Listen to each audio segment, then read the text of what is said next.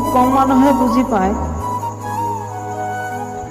সংগৰ সময়ত কোৱা কথাই আপোনাক গোটেই জীৱন লজ্জিত কৰিব পাৰে। খং উঠিলে সেইকাৰণে মনে মনে থকাই ভাল। অভাৱ আৰু অভিযোগ এনেকুৱা বস্তু যিটো আনৰ আগত নোকোৱাই ভাল। প্ৰেম শব্দটো সৰু হ'লেও ই এজন মানুহক ধ্বংস কৰাৰ ক্ষমতা ৰাখে।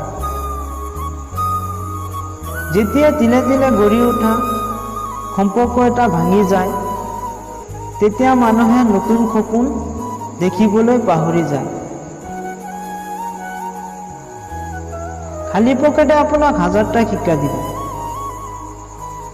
আৰু ভৰা পকেটে আপোনাক ধ্বংস কৰাৰ হাজাৰটা ৰাস্তা দিব। মানসিকভাৱে শক্তিশালী হ'বলৈ ঠগ খাব লাগে, কান্দিব হয়, হেৰাই যাব লগা হয় আৰু মৰাৰ পৰা বাচিব লগাও হয়।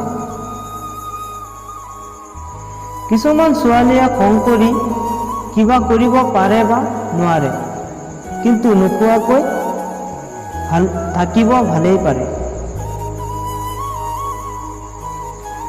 হাজাৰজনৰ লগত কথা পাতিব নিবিচাৰে, কিন্তু এজনৰ লগত হাজাৰটা কথা পাতিব বিচাৰে। ভাল মানুহবোৰৰ এটাই বেয়া অভ্যাস, সকলোকে নিজৰ দৰে ভাবে। টকা দি সকলো পোৱা গ'লেও মাৰ দৰে স্বৰ্গ আৰু দেউতাৰ দৰে ছায়া ক'তো পোৱা নাযায়।